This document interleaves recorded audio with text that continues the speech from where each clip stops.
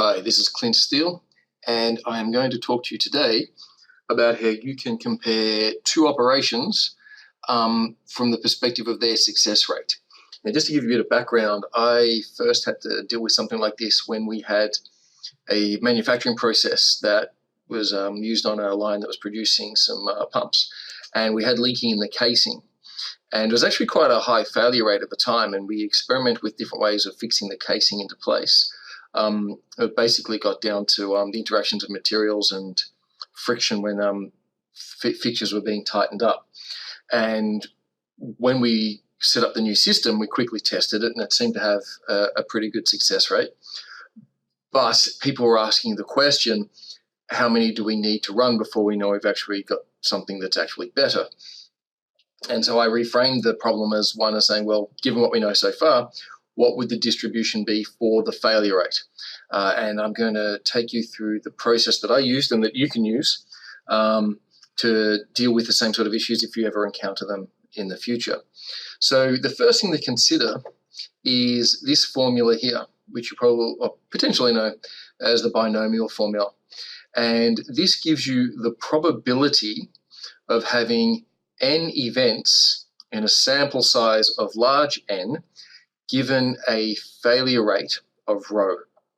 So if you were to run a manufacturing operation or something like that, and you took a look at how many you made a certain number n, you looked at the number of failures, you could then say, well, if this was the failure rate, what would the probability of that be? So this will give you the probability for one particular situation.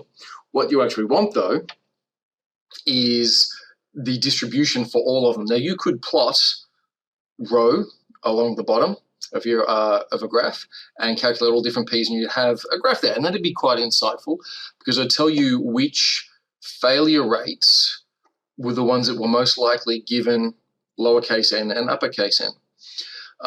But if you integrate over the range of rho going from 0 to 1, you'll then end up with this formula over here, which is essentially a modified beta distribution.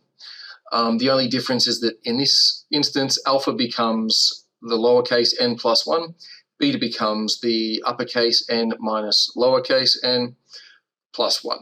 So all you need to do when you're comparing two different operations is note the number that you've produced, the number that failed, or the number that succeeded, depending upon what it is that you're interested in, and then calculate alpha and beta and put that into the distribution, into the formula for the beta distribution function.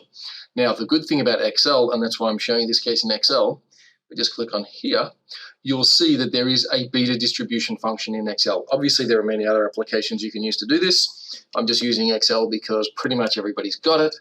And because there's already a distribution function there, it's pretty easy to do.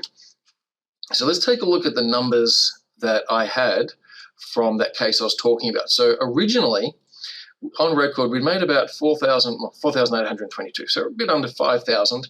And our failure rate, as you can see, was actually quite high. We had 542.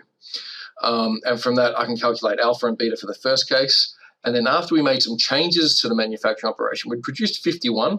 I think we did that sort of in a day or something like that. And none of them had failed. And I remember the plant engineer saying, oh, that's great and everything, but, will the next one be a failure? We don't know what our failure rate actually is. We don't know that it's 0, which was a fairly valid question. And so this is why I set up these graphs to compare them. So what I've done here is I've basically put in all the different values for the actual failure rate, what it could be, all the way from 0 down to 1. I've set the spreadsheet up so I can actually, sorry, just want to check something, so you can adjust the range that's actually being investigated, because as you can see from these graphs here, the distributions are quite tight. And it's really not sensible to plot over the whole range, so we'd want to zoom in a bit more. I'll go into that later on. Also, just so you know, I've added a small constant to 0, and I've subtracted a small constant from 1, simply because the formula can't calculate for 1 and 0. That's just kind of like if you're looking at this, I've just put these incredibly small numbers like a fudge factor, just to make everything work. So under this scenario here, where we've had 4,822 made with 542 failures in the original setup, and only 51 made in the second setup, but with the failure rate of 0, we want to know how the failure rates, or potential failure rates, or probable failure rates compare. And we've got a graph down here. As you can see, we're all down here below the 20% mark. So what I'm going to do is I'm going to change this to 0.2, and we can zoom in on the graph. So as you can see, at this stage, it very much looks as though we have an improvement. These distributions don't really cross over each other. So we can be pretty confident that, yes, there has been an improvement. Is the failure rate actually 0? We don't know that. Could be, given what we've calculated or what we've measured so far. Looks like there's a good chance that it would be, but maybe not. Let's say we made one more, and we had 52 that we made, and the failure, you see how that really doesn't change the distribution here? And that second one was actually a failure. We can see that the distribution changes significantly. But what you can also see is that it's still highly unlikely that it would have the same failure rate as what the original setup did. I'll just put that back to 0, and I'll put that back to 51. So by comparing the distribution for the failure rates, given what we have measured, we're able to see, even though we'd only made 51 compared to just under 5,000 previously, we can see pretty clearly that it looks as though we've made an improvement. It's probable, but it's very probable. So if you're ever in that situation yourself at some time when you've changed over from one process to another, and you're looking at the success rate of that process, and you want to know very quickly if you've made an improvement, then this is a method you can use. Now, just to take it one step a little bit further, let's say we had a failure rate of 10. Okay, that's probably a little bit extreme. Let's put in 2. So if you take a look here, you can see there's a bit of crossover. So there's actually a chance that we haven't really made an improvement yet. If we put in 3, once again, there's even more crossover, and you might not be convinced. It looks as though you probably have, but you can't be all that sure. Now, some people might be looking at this and thinking, oh, you could do a t-test or something like that to compare the two. They're not actually normal distributions. I mean, this one's very close to looking normal, so the t-test would be practically fairly valid. This one, not so much.